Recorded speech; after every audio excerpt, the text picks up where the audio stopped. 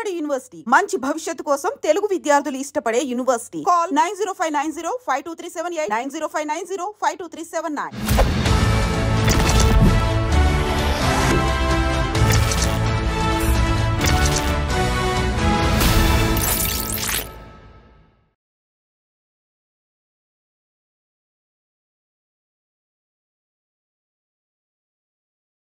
అందరికీ నమస్కారం. నేను Swaroopa Potlapalli. Welcome to trending topic. Tollywood star director Rajamouli చిక్కుల్లో పడ్డారు.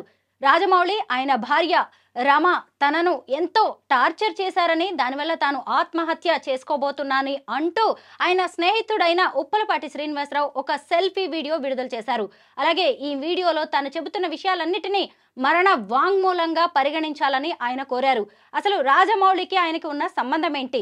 పైగా ఒక మహిళ వల్ల తమ మధ్య గొడవలు వచ్చాయని ఆయన ఎందుకు చెబుతున్నారు? ఇంతకీ ఉప్పలపాటి శ్రీనివాసరావు గారు ఏమయ్యేవారు? వీటన్నిటి మీద మంచి అనాలిసిస్ అందించడానికి సినీ క్రిటిక్ భరద్వాజ గారు నాతో పాటు ఉన్నారు. ఆయనతో మాట్లాడదాం. నమస్తే భరద్వాజ గారు. ముందుగా అసలు ఈ ఉప్పలపాటి శ్రీనివాసరావు అనే వ్యక్తి ఎవరు? ఆయనకి రాజమౌళి గారికి ఉన్న సంబంధం ఏంటంటారు? అంటే వీళ్ళిద్దరూ కలిసి మెడ్రాస్ నుంచి మా ట్రావెల్ ఉందని చెప్తున్నాడు ఆయన. డైరెక్షన్ డిపార్ట్మెంట్లో అవకాశాల కోసం వెతుక్కుంటూ చేసినటువంటి ప్రయాణంలో వీళ్ళందరూ ఒకళ్ళకొకళ్ళు తారసపడి ఉండొచ్చు. ముళ్ళపూడి వర కూడా ఉన్నాడు ఈ టీంలో ఆ టైంలో. అంటే రాఘవేంద్రరావు గారి కాంపౌండ్లో వీళ్ళు మొదట ట్రేస్ అయ్యారు. కానీ అంతకంటే ముందు క్రాంతి కుమార్ గారి దగ్గర పనిచేశాడు ఈయన. ఎవరు? రాజమౌళి. మెడ్రాస్లో క్రాంతి కుమార్ గారి ఆఫీస్లో కొంతకాలం పనిచేశాడు. అక్కడి నుంచి మా జర్నీ ఉంది అని ఇతను ఈ వీడియోలో చెప్తున్నాడు. ఉండి ఉండొచ్చు. అలాగే ఇతని పేరు యమదొంగ సినిమా ఎగ్జిక్యూటివ్ ప్రొడ్యూసర్గా వేశారు అని ఆ కార్డు కూడా షో చేశాడు అతను. ఆ కార్డులో యు శ్రీనివాసరావు 1234 అని ఉంది. ఆ 1234 ఎవరు ఏమిటి అనేది క్లారిటీ లేదు, కానీ అలా వేశారు అని చెప్పాడు ఈయన. మేబీ అప్పటి వరకు రిలేషన్ బాగానే ఉండి ఉండొచ్చు వాళ్ళిద్దరిది.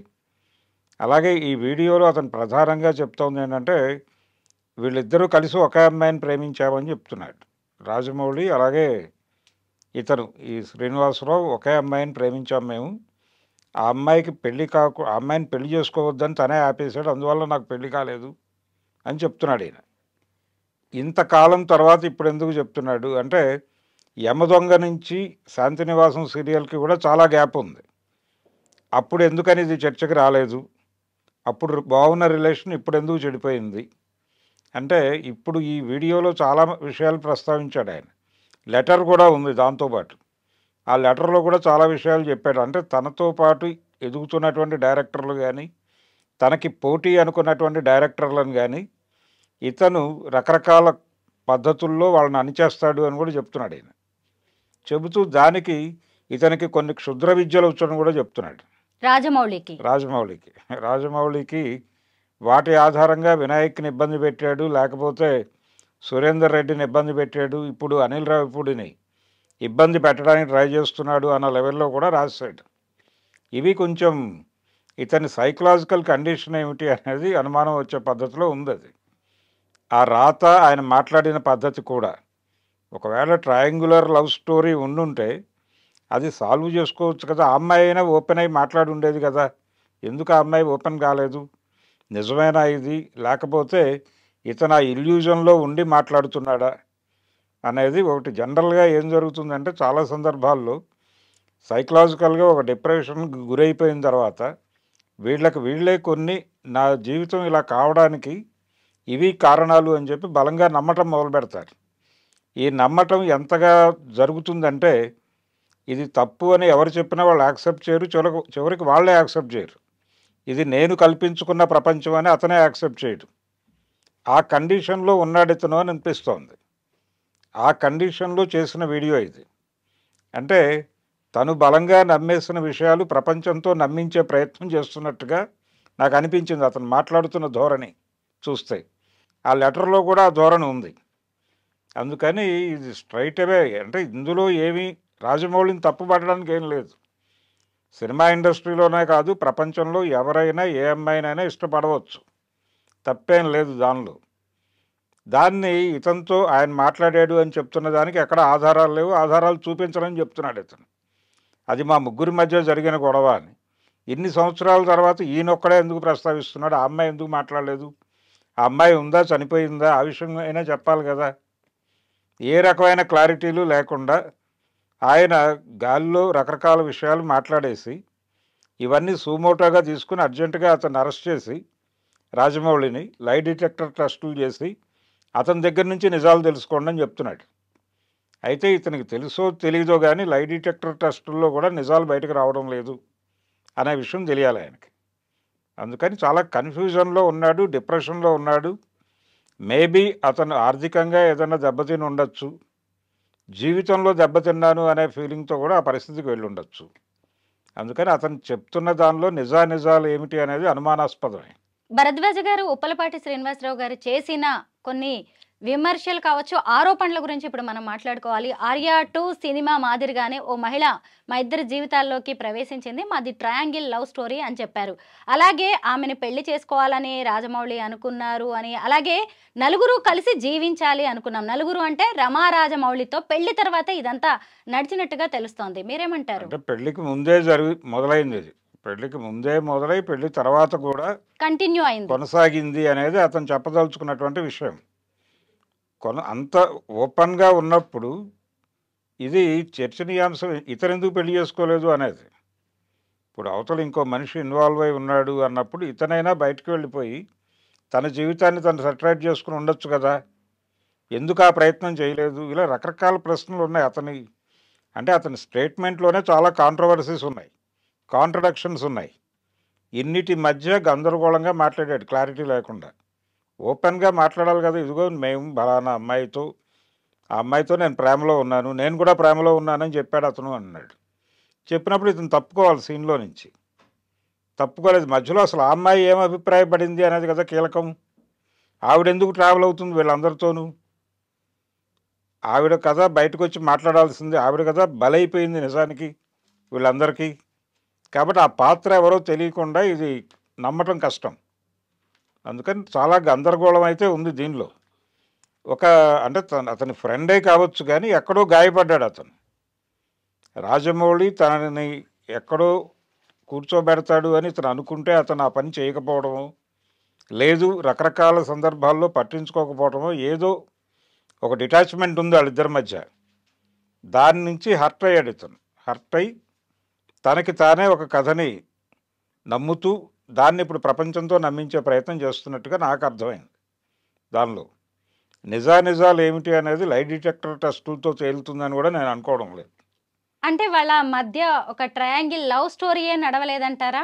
సంబంధం ఉండొచ్చు, ఉండదు అని నేను అంటలేదు. డెఫినెట్గా రాజమౌళి ఒక అమ్మాయిని ప్రేమించి ఉండొచ్చు, ఆ విషయం ఇతనికి తెలిసి ఉండొచ్చు, ఆ అమ్మాయిని ఇతను కూడా ఇష్టపడి ఉండొచ్చు. వీటి ప్రాతిపదికన అతను ఒక స్టోరీ అల్లుకున్నాడు మనసులో. అల్లుకుని ఆ స్టోరీని చెప్తున్నాడు ఇప్పుడు ప్రపంచానికి. రెండోది ఈయన క్రియేటివ్ ఫీల్డ్లో ఉన్నాడు, అదొక గొడవ. అందుకని ఇవన్నీ కలగలిసి గందరగోళంగా మాట్లాడుతున్నాడు ఆయన. మాట్లాడుతూ దేనికి ఆధారాలు చూపించను అంటున్నాడు. ఈ ఆధారాలు చూపించను, లై డిటెక్టర్ టెస్ట్ చేసుకోండి మీరు కావాలంటే. నేను అతన్ని ఏదో చేయటం కోసం చేయటం లేదు, ఇదంతా నా ఉద్దేశం కాదు. అతను ఇప్పటికీ నన్ను టార్చర్ పెడుతున్నాడు, ఇవన్నీ బయటకు చెప్తానేమో అని. ఈ బయటకు చెప్తాడేమో అని టార్చర్ పెట్టడం ఏమిటి? టార్చర్ పెడితే చెప్తారు కదా. టార్చర్ పెట్టకపోతే చెప్పరు, కానీ టార్చర్ పెడితే చెప్తారు కదా. ఆ మాత్రం జ్ఞానం లేదా అతనికి, రాజమౌళికి? చెప్పకూడదు అని టార్చర్ పెట్టే తలుచుకుంటే చంపేస్తారు, ఒక పద్ధతి. అతను చంపలేదు. పైగా ఇతన్ని ఎగ్జిక్యూటివ్ ప్రొడ్యూసర్గా తన బ్యానర్ సినిమాలో పెట్టాడు. కాబట్టి ఇతని దగ్గరే గందరగోళం ఉంది. చాలా చాలా సందర్భాలలో చాలా సంఘటనల్లో హర్ట్ అవుతూ ఉంటారు. ఇది రిపీటెడ్గా జరుగుతుంది ఒకే పర్సన్ నుంచి. ఈ సంఘటనలన్నీ వాళ్ళ మనసుల్లో పోగుబడి వీటన్నిటి ఆధారంతో ఒక కథ తయారు చేసుకుని ఆ కథని వాళ్ళు నమ్ముతూ పక్క వాళ్ళని కూడా నమ్మించే ప్రయత్నం చేస్తారు. అలాంటి గందరగోళం ఏదన్నా ఉందో అతనిలో అని నా డౌటు. ముందు అతన్ని తీసుకెళ్ళి ఒక సైకియాట్రిస్ట్ దగ్గర కూర్చోబెట్టాల్సిన అగత్యము అవసరము అయితే ఉంది.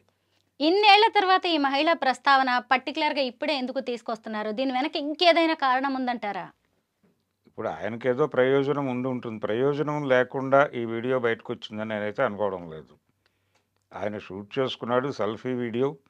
సెల్ఫీ వీడియో, లెటరు ఇలాంటివి ఈ మధ్యకాలంలో కొంచెం చాలామంది చేస్తున్నారు. అది కూడా సైకలాజికల్ రీజన్స్ అయి.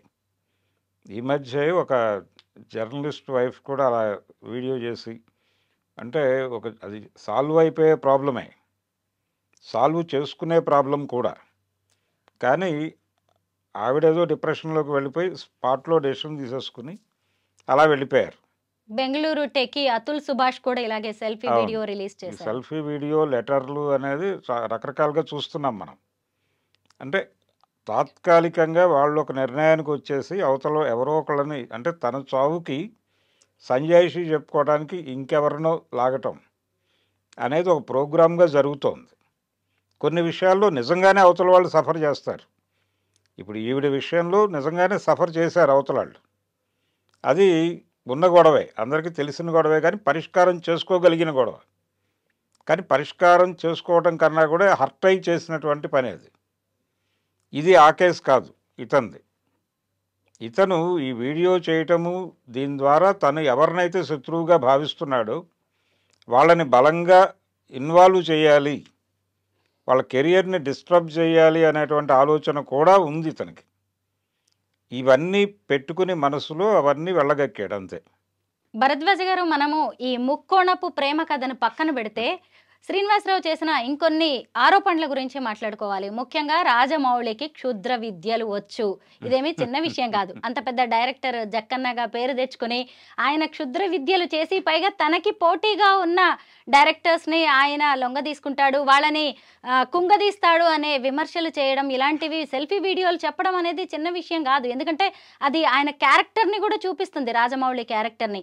ఇదేమైనా రాజమౌళి గారి మీద ఎఫెక్ట్ చూపించే ఛాన్స్ ఉందంటారా? ఇవే ఉండదండి, అందరికీ తెలుసు ఇందులో లాజిక్ ఏమిటి, ఇందులో ఏం మాట్లాడుతున్నాడు అతను, లాజికల్గా ఉన్నాడా గందరగోళంగా ఉన్నాడా అనేది అర్థమయ్యే పద్ధతిలోనే ఉంది. అతను రాత మాట రెండూ కూడా, ఆ లెటరు గందరగోళంగానే ఉంది, ఇది గందరగోళంగానే ఉంది. అయితే దీనిలో కొన్ని వాస్తవాలు ఉండొచ్చు, కానీ ఆ వాస్తవాలు అభ్యంతరకరమైనవి అయితే కాదు. అభ్యంతరకరము, చేయకూడని పనులు అనుకునేవేవీ లేవు దానిలో. ఈ క్షుద్ర విద్యలు అనేది కూడా అతని ఇల్యూజన్ కావచ్చు. చాలామంది మాట్లాడతారు ఇలాగ. అంటే ఎస్పి బాలసుబ్రహ్మణ్యం మీద ఒక టాక్ ఉండేది ఆ రోజుల్లో. ఆయన ఏ సింగర్ని రానివ్వడు ఇండస్ట్రీకి, అందరినీ గెంటేస్తాడు, తనే పాడాలి అని అనుకుంటాడు, ఇలా ప్రచారం జరిగేది. అంటే అది జనాలకు ఎలా అర్థమయ్యేదంటే, ఎవరైనా వస్తే ఆయనే లాక్కెళ్ళి ట్రైన్ ఎక్కించి మెడ్రాస్ నుంచి పంపించేస్తున్నాడేమో అనిపించే లెవెల్లో ప్రచారం జరిగింది. కానీ అది వాస్తవం కాదు. కొంతమంది సింగర్స్ వచ్చారు, పోటీ పడ్డారు, కానీ అతని సమర్థత వలన మాత్రమే అతను నిలబడ్డాడు. కాబట్టి ఇక్కడ కూడా అలాంటి పరిస్థితి. వీళ్ళందరూ కాంటెంపరీ కావచ్చు. ఇప్పుడు వరముళ్ళపూడి గారు ఉన్నాడు, ఆయనకి సక్సెస్ రాలేదు కదా, ఆయన టాలెంట్ తక్కువ అని అనలేం కదా. ఆయన ఇచ్చినటువంటి కథతోనే ఈయన సునీల్తో సినిమా తీశాడు, మర్యాద రామన్న, అది హిట్ కదా. కాబట్టి ఎవరి టాలెంట్ వారిదే. మరి ఆయన సోలోగా హిట్ కొట్టలేదు వరముళ్ళపూడి, అంత మాత్రం చేత ఆయన తక్కువ అని అనలేం. ఆయన కూడా ఎప్పుడూ రాజమౌళి గురించి బ్యాడ్గా మాట్లాడిన సందర్భం లేదు. అలా తన టీం మెంబర్స్ అందరితోనూ ఆయన కలిసి ఉండటము, వాళ్ళతో కలవటము, ఇవన్నీ జరుగుతూనే ఉంటాయి. ఇతను ఎక్కడ డిటాచ్ అయ్యాడు, ఎక్కడ ఇబ్బంది పడ్డాడు, ఎక్కడ హర్ట్ అయ్యాడు అనేది తెలియదు. హర్ట్ అవ్వచ్చు ఒక టీంలో ఒక మెంబరు. ఎవరైనా ముందుకు వెళ్ళినప్పుడు ఇతను అనుకున్న పద్ధతిలో ఇతనికి సహాయం చేసి ఉండకపోవచ్చు. ఎక్కడో హర్ట్ అయ్యాడు ఇతను బలంగా. ఆ హర్ట్ అవ్వటము, ఇతను సైకలాజికల్ డిజార్డర్కి వెళ్ళిపోవటము, ఈ గందరగోళంలో నుంచి ఇదంతా చేస్తున్నాడు. ఇప్పుడు ప్రపంచాన్ని గందరగోళపరిచే పనిలో ఉన్నాడు అతను. ఇది ఏమైంది అంటే చాలామందికి డౌట్ ఉంది, నిజంగానే సూసైడ్ చేసుకుని చనిపోయాడా, ఉన్నాడా లేడా అనేది ఒకటి జరుగుతోంది. ఇప్పుడు ముందు అతన్ని ట్రేస్ చేసి పట్టుకొని అతని కండిషన్ ఏంటి, అతని మెంటల్ సౌండ్ ఏమిటి అనేది తెలుసుకోవాలి. రాజమౌళితో తనది 3 దశాబ్దాలకు పైగా స్నేహం, పైగా తన వయసు ఇప్పుడు 54 ఏళ్ళు, ఇంకా పెళ్లి చేసుకోలేదని చెప్తున్నాడు. అంటే ఆ అమ్మాయిని నేనంతా ప్రాణప్రదంగా ప్రేమించాను, ఆమె నాకు దక్కలేదు, అయినా ఇలాగే ఒక బ్యాచులర్గా ఉండిపోయానని చెప్పే ప్రయత్నం చేశాడు. అయితే ఇది పూర్తిగా వ్యక్తిగత వ్యవహారం అనుకోవాలా? ఎందుకు అంటే ఇక్కడ క్షుద్ర పూజలు అనే వ్యవహారాన్ని తీసుకొచ్చాడు వినాయక్ కావచ్చు. ఇప్పుడు అనిల్ రావిపూడిని కూడా ఆయన టార్గెట్ చేశాడు రాజమౌళి అని ఈయన అంటున్నారు. అంటే అనిల్ రావిపూడి ఈ మధ్య సంక్రాంతికి వస్తున్న సినిమాతో బంపర్ హిట్ కొట్టి ఓ రేంజ్లో ఉన్నారు కదా, ఆయన ప్రస్తావన కూడా తీసుకొచ్చారు. అంటే ఈ శ్రీనివాసరావుది ఇది పూర్తిగా వ్యక్తిగత వ్యవహారంగా మనం చూడాలా, లేదంటే వెనక ఎవరైనా ఉండి ఆయనతో ఇదంతా చేయించారని అనుమానించవచ్చంటారా? వెనక ఎవరో ఉండైతే ఇంత లూజ్గా ఉండదు వ్యవహారం, ఇంకొంచెం కాంక్రీట్గానే జరుగుతుంది. స్క్రీన్ ప్లే ఇది చాలా లూజ్గా ఉంది, గందరగోళంగా ఉంది, కన్ఫ్యూజన్గా ఉంది. ఈ కన్ఫ్యూజన్ అంతా కూడా అతని క్రియేషనే అనేది అర్థమయ్యే పద్ధతిలోనే ఉంది. అందుకని ఇలాంటి కేసులు ఉన్నాయి కొన్ని. అంటే చాలామంది డిప్రెషన్లో మనకి కనిపిస్తూ ఉంటుంది. అంటే వాళ్ళకి వాళ్ళు కొన్ని అబద్ధాలు నమ్మేసి ప్రపంచం తను మాట్లాడుతోంది అబద్ధం అని తెలుసుకుందేమో అని ఒక డౌట్ ఉంటుంది వీళ్ళకి. ఏ ఇద్దరు మాట్లాడుకుంటున్నా తన గురించి, తను చెప్తున్న విషయాల గురించి, అందులో ఉన్న అబద్ధాల గురించి మాట్లాడుకుంటున్నారేమో అని వీళ్ళు ఫీల్ అయిపోయి వాళ్ళ మీద దాడులు చేసి చంపేసిన సందర్భాలు, కేసులు కూడా ఉన్నాయి. అలా జరుగుతుంది. మనం చెప్పలేము, ఎవరిని క్యాలిక్యులేట్ చేసే పరిస్థితి కాదు. వాళ్ళు బయటకి మామూలుగానే కనిపించవచ్చు, కానీ వాళ్ళ మెదడులో వేరే కార్యక్రమం, వేరే సినిమా రన్ అవుతూ ఉంటుంది. ఆ రన్ అవుతున్న సినిమా మనకు అర్థం కాదు. వాళ్ళు ఇలాంటి గందరగోళాలు ప్రవేశపెడుతూ ఉంటారు ప్రపంచంలోకి. అలా ప్రవేశపెట్టిన ఒక గందరగోళంగానే చూస్తున్నాను దీన్ని. అతను కాంక్రీట్గా ఫైట్ చేయదలుచుకుంటే ఆ అమ్మాయి ఎవరు, ఇదిగో ఇతను, నా జీవితం ఇలా కొలాప్స్ అయిపోయింది, ఓపెన్గా చెప్పేయచ్చు. అది అందులో దాచిపెట్టుకోవాల్సిన అవసరం ఏముంది? తనకి పెళ్లి కాకపోవడానికి ఆయన తప్పే ఉంది? ఆ రిలేషన్లో ఉన్నాను నేను, అతను దాచినట్టుగా ఎక్కడా లేదు. అంటే తను ఆ అమ్మాయిని ప్రేమిస్తూ ఉండగా అతను దొంగచాటుగా వచ్చాడు అని లేదు అక్కడ. ఓపెన్గానే ఉంది విషయం అంతా. అతను మాట్లాడిన దానిలోనే అతను ప్రేమించాడు ఆ అమ్మాయిని, నేను ప్రేమించాను అని చెప్పాడు. ఈ రెండు ప్రేమలనే ఆ అమ్మాయి ఎలా చూసింది అనేది ఆవిడ యాంగిల్లో చూడాలి. అక్కడ చెప్పడానికి ఆవిడ లేదు. ఆ పాత్ర ఎవరో తెలియదు ప్రపంచానికి. అది నిజంగా ఉన్న పాత్ర, ఈయన కల్పించిన పాత్ర కూడా తెలియదు. ఇలా చాలా గందరగోళం ఉంది అతని ప్రకటనలో. అంటే ఒక మనిషి, ఒక యూనిట్, దానికి కూడా ఒక ఎక్స్పీరియన్స్ ఉంటుంది, ఒక ఆలోచన ఉంటుంది. కాబట్టి వాళ్ళు ఎక్స్ప్రెస్ చేస్తారు విషయాల్ని. కాబట్టి ఇందులో 3 క్యారెక్టర్లు చెప్పాడు ఆయన, ఒకటే ఎక్స్ప్రెషన్ ఉంది. ఈయన ఎక్స్ప్రెషన్ మాత్రమే ఉంది, ఆ అమ్మాయి ఎక్స్ప్రెషన్ లేదు, రాజమౌళి ఎక్స్ప్రెషన్ లేదు. ఇవి లేకుండా ఆయన మాట్లాడాడు. కాబట్టి దాన్ని ఏ మేరకు నమ్మాలో ఆ మేరకే నమ్మాలి. అంతకు మించి దానికి వాల్యూ ఇవ్వాల్సినటువంటి అవసరం ఉందని నేనైతే అనుకోవటం లేదు. తన సెల్ఫీ వీడియోలో, సూసైడ్ నోట్లో ఈ శ్రీనివాసరావు అనే వ్యక్తి రామాయణ మహాభారతాల ప్రస్తావన తీసుకొచ్చారు.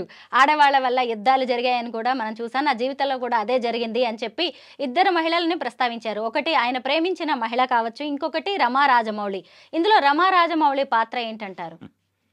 రమా రాజమౌళి గారికి తెలిసి జరిగిందని కూడా ఎస్టాబ్లిష్ చేయాల అతను తెలివిగా. అంటే నీకు మ్యారేజ్ అయిపోయింది కదా అన్నప్పుడు, ఒకవేళ అలా జరిగినా ఇది నలుగురు మధ్య ఉంటుంది కదా అన్నట్టుగా మాట్లాడాడు అతను అని మాత్రమే చెప్పాడు ఈయన. ఆవిడకి తెలిసి ఆవిడ యాక్సెప్టెన్సీతో జరుగుతోంది అనేది కూడా మనకి ఇతని మాటల నుంచి ఎస్టాబ్లిష్ కాదు. అందుకని గందరగోళం ఉందనేది కేవలం వీళ్ళ ముగ్గురికి సంబంధించింది. ఈ పురాణాల్లో యుద్ధాలన్నీ ఆడవాళ్ళతో జరిగినాయి అని చెప్పేది ఒక జనరల్ ఫినామినాగా మార్చారు అంతే. అన్ని యుద్ధాలు అలా జరగలేదు, ఏ యుద్ధము కూడా అలా జరగలేదు. ద్రౌపది కోసం జరిగింది కాదు భారత యుద్ధం, అది ఆస్తుల గొడవ. వాళ్ళ ఆస్తుల కోసం గొడవ పడ్డారు అంతవరకే. అందులో ఆవిడ ప్రమేయం ఏముంది? ఆవిడ అనవసరంగా లాక్కొచ్చి గొడవ పెట్టారు తప్ప. అలాగే రామాయణం సీత వలన జరిగిన యుద్ధం అంటారు, అది సీత వలన కాదు. సీతకి ఆ యుద్ధానికి ఏ సంబంధం లేదు. రాముడు ఒక పర్పస్ కోసం అడవికి వచ్చాడు, ఆ పర్పస్లో భాగంగానే రావణాసురుడితో యుద్ధం చేశాడు. సీత అనేది జస్ట్ అక్కడ ఒక పరికరం మాత్రమే, అంతకు మించి ఆవిడికి ఆ యుద్ధానికి ఏ సంబంధం లేదు. కానీ వీళ్ళు సందర్భానుసారం ఏదో ఒక వంక వెతుక్కోవడం కోసం ఇది మాట్లాడతారు. రామాయణ మహాభారతాలే ఆడవాళ్ళ వల్ల జరిగినాయి అనేది పిచ్చి స్టేట్మెంట్. ఆ స్టేట్మెంటే వీరు ఇచ్చారు. కాబట్టి చాలా గందరగోళం ఉంది అతని మాటల్లో. అవి నమ్మి ముందుకెళ్తే గందరగోళం అవటం తప్ప ఏమీ ఉండదు. ముందు అతన్ని ఎక్కడున్నాడు అనేది ట్రేస్ చేయాల్సిన అవసరం ఉంది. ముందు అతన్ని పట్టుకొచ్చి ఒక మంచి సైకియాట్రిస్ట్ దగ్గర కూర్చోబెట్టి మాట్లాడి అతని గొడవ ఏంటో సెటిల్ చేయాలి ముందు. నిజంగానే అతని ప్రాబ్లంలో ఉండుంటాడు. ఆ ప్రాబ్లం సార్ట్ అవుట్ చేయాల్సినటువంటి బాధ్యత ఇది చూసినటువంటి సమాజానికి ఉంది.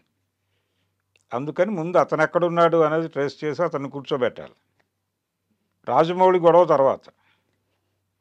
నిజమే, ఇప్పుడు ఆయన బతికున్నాడా లేడా అనేది కూడా కొంత డౌట్గానే ఉంది. ఆయనకి గనక ఏదైనా అయితే రాజమౌళి గారి పరిస్థితి ఏంటి?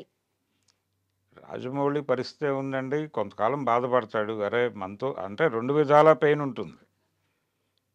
అతను ఏదో బిజీ షెడ్యూల్లో ఉండి తను నెగ్లెక్ట్ చేసి ఉండొచ్చు. చేయటం దగ్గర నుంచి ఇతను డిటాచ్ అయిపోయి ఈ గందరగోళంలోకి వెళ్ళిపోయి ఇంత గందరగోళం చేసి ఉండొచ్చు. ఈ గందరగోళం అంతా నేను చేతులారా చేసుకున్నది అనే ఒక పెయిన్ జీవితాంతం ఉంటుంది అతనికి.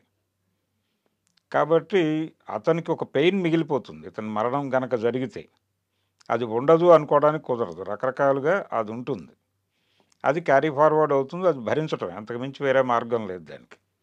చాలామంది జీవితాల్లో ఇలాంటి కేసులు ఉంటాయి. అలా అతని జీవితంలో ఇతను ఒక కేసు. అంతవరకే ప్రాధాన్యత. ఓ మనిషిని లొంగ తీసుకోవాలి అంటే మద్యం, మగువని ఎక్కువగా ప్రయోగిస్తూ ఉంటారు. ఇప్పుడు రాజమౌళి గారి మీద వచ్చిన అలిగేషన్స్ ఏమి చిన్నవి కాదు. అది కూడా ఆయనకి బాగా క్లోజ్ ఫ్రెండే ఈ ఆరోపణలను చేస్తున్నాడు. ముఖ్యంగా ఒక టాప్ డైరెక్టర్గా ఆయనకి ఎంతో పేరుంది. అలాంటి వ్యక్తి మీద ఇలా ఆడవాళ్ళని అడ్డం పెట్టుకుని బురద జల్లే ప్రయత్నం ఏదైనా జరుగుతోందా? ఇప్పుడు అన్యాయం జరిగితే ఆ అమ్మాయికి జరిగి ఉండాలి. ఆ అమ్మాయి మాట్లాడే వరకు ఈ ఆర్గ్యుమెంట్కి కానీ ఈ ఆరోపణలకు కానీ ఏ రకమైనటువంటి ఉనికి ఉండదు. అది తెలుసుకోవాలి ముందు. అందుకని ఆ అమ్మాయి ఎవరో చెప్పాలి. ఆవిడ ఓపెన్ అయి మాట్లాడితే తప్ప దీనికి విలువ ఉండదు. ఆ విలువ రావాలంటే ఆవిడ రావాలి. ఆవిడెవరో చెప్పడానికి అతను ఇష్టపడలేదు. అసలు ఆ అమ్మాయి ఉందా లేదా అనే ఒక సందేహం కూడా మొదలవుతుంది. ఒకవేళ ఉన్నా తప్పేం కాదు. ఆయన శాంతి నివాసం కంటే ముందు ఒక అమ్మాయిని ప్రేమించాడు. ప్రేమించకూడదు అని ఎక్కడా లేదు. ప్రేమించవచ్చు, ఇష్టపడి ఉండొచ్చు. ఆ అమ్మాయి రిజెక్ట్ చేసి ఉండొచ్చు. ఇంతమందిని ఆవిడ ఎలా యాక్సెప్ట్ చేస్తుంది అనేది కదా ప్రశ్న. ఇంతమందిని ఎలా యాక్సెప్ట్ చేస్తారు ఎవరైనా? మీకు బుద్ధి లేకపోతే అవతల వాళ్ళకైనా ఉండాలి కదా. అవతల వాళ్ళని కూడా మీతో పాటు ఎలా అనుకుంటారు, ఎలా అంచనా కడతారు మీరు? అందుకని చాలా గందరగోళం ఉంది అతని స్టేట్మెంట్లోనే. అందుకని ఇది పూర్తిగా విశ్వాసంలోకి తీసుకోవాల్సిన అవసరం లేదు అనుకోవడానికి కారణమే అసలు అమ్మాయిని తీసుకురావటం.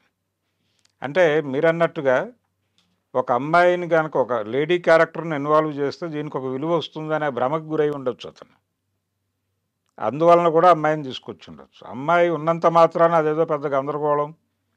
దాన్ని మనం వెంటనే వీళ్ళిద్దరి మధ్య ఏదో అక్రమ సంబంధం ఉంది, ఆయనకి ఏదో వివాహేతర సంబంధం ఉంది అని చెప్పేసి ఒక స్టోరీ బిల్డ్ చేసేస్తారు. దాంతో అతని క్యారెక్టర్ అసాసిన్ అయిపోతుంది. అతని కెరియర్ నాశనం అయిపోతుంది. మహేష్ బాబు అతనితో సినిమా చేయకుండా పారిపోయి వచ్చేస్తాడు. ఇలాంటి భ్రమలన్నీ కూడా కని ఉండొచ్చు అతను. అట్లా ఒక అమ్మాయిని పట్టుకొచ్చే అవకాశం కూడా ఉంది. అంటే మనం మన జీవితంలో విలువలన్నీ ఆడవాళ్ళకి కట్టబెట్టడం వలన వచ్చిన దరిద్రం ఇది. అందుకని ఏది జరిగినా ఒక అమ్మాయితో లింక్ పెట్టేస్తే ఇది చచ్చిపోతాడు. ఒక క్యారెక్టర్ని అసాసిన్ చేయాలంటే ఇది అద్భుతమైనటువంటి అవకాశం అనుకోవడం వలన వచ్చిన ప్రమాదం ఇది.